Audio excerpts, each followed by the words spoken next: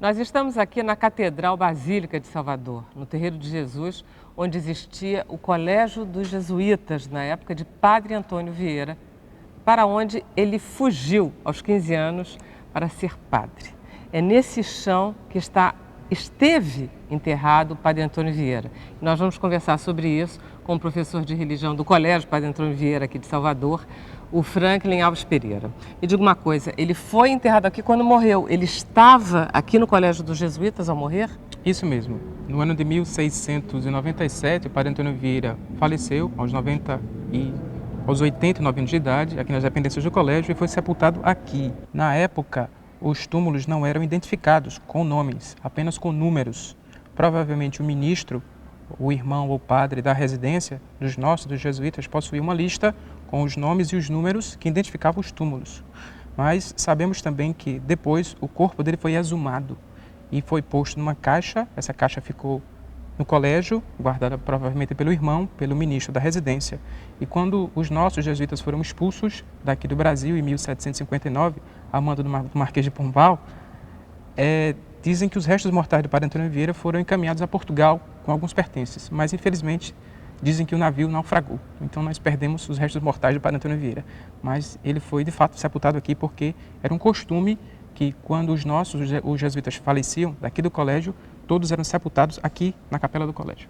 Entre ele se formar padre aqui e ele morrer aqui, aconteceu muita coisa na vida dele? Muita coisa. O Padre Antônio Vieira foi um homem que marcou seguramente o século XVII e recebeu com certeza, com mérito do Fernando Pessoa, o título de imperador da língua portuguesa. Né? Foi um homem que marcou as letras de Portugal. E também a trajetória da Igreja Católica, né? No Portugal e também no Brasil. Né? Foi um homem que fez grandes feitos, com certeza. E Padre Antônio Vieira, além disso, além dele ser jesuíta e de ser muito fiel à ordem jesuíta, qual é o valor pessoal que o senhor acha que ele tem? Da coragem. E aí eu falo como jesuíta, é alguém que me inspira. Eu olho para o Padre Antônio Vieira, hoje, aí, passado 4 séculos, nós estamos comemorando este ano o 4º centenário do nascimento do Padre Antônio Vieira, e é alguém que me inspira, primeiro pela coragem com que ele defendia esses desfavorecidos da sociedade, e era um homem que conseguia transitar em todas as classes. Você vê o Antônio Vieira que se relacionava com a corte portuguesa, foi amigo de Dom João IV e trabalhou como diplomata na Europa, defendendo os interesses do rei, na Holanda, na França. E era um homem também que estava perto dos desfavorecidos, que transitava em todas as classes. Isso faz com que ele seja, para mim, também inspiração. Né? Ele consegue resumir, eu acredito que nós dizemos, o nosso modo de proceder como jesuíta. Alguém que se inspira nas atitudes de Jesus Cristo e quer fazer o mesmo que Jesus fazia. Então, professor, esse seria o quarto onde ele morreu? Provavelmente esse foi o quarto onde o Padre Antônio Vieira faleceu. Trouxeram o Padre Antônio Vieira para cá, da Quinta do Tanque, onde ele estava para organizar os sermões que seriam publicados logo depois. E nos últimos dias de sua vida, o trouxeram para cá, para o colégio. E para ele deve ter sido, acredito que um momento de alegria e também de inspiração, porque foi aqui onde ele veio estudar, foi aqui nesse mesmo colégio onde ele foi professor, e aqui também morreu.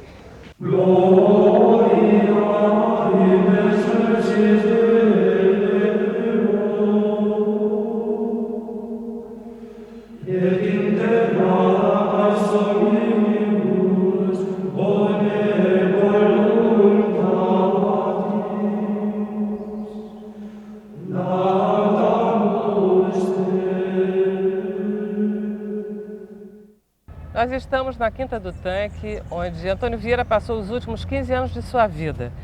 Vamos conversar com o professor Edivaldo Boaventura sobre esse pedaço da vida de Vieira, mas também sobre outros detalhes. Professor, o que era a Quinta do Tanque na época de Antônio Vieira? A Quinta do Tanque, por isso tem este nome, era uma espécie de jardim de aclimatação dos jesuítas.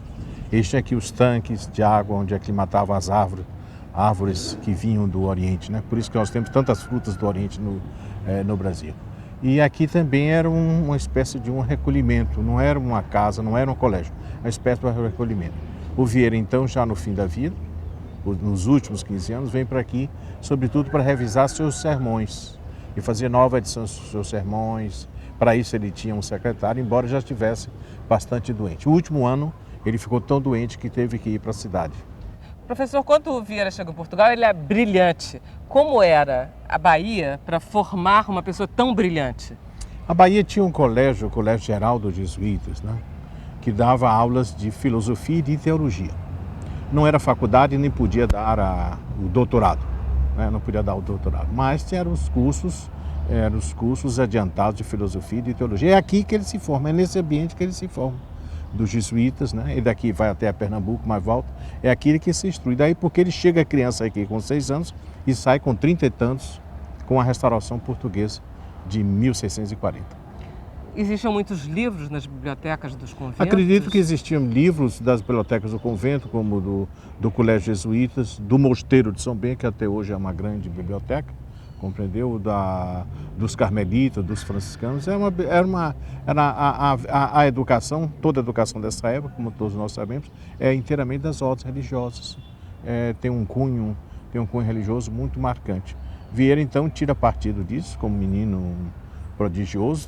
Tem a lenda da imagem de Nossa Senhora da Fé, que ele tocou a mão aí, deu um estalo, ficou inteligente, o famoso estalo de Vieira. O senhor acredita nessa história? Eu acredito em tudo. Eu sou baiano, eu acredito em tudo. Por que não acreditar? Agora, quando eu era aluno do colégio, eu também botava a mão, mas não senti estalo nenhum. Ainda não? Nós podemos ver em Vieira não só o escritor, mas, sobretudo, o político. Vieira é um homem que ajuda a integrar o Brasil. Ele vai a pé de Belém do Pará até o Ceará, fazendo a paz com aqueles indígenas todos, né? Com aqueles indígenas procurando o entendimento, unir os indígenas e, consequentemente, estava unindo o território brasileiro.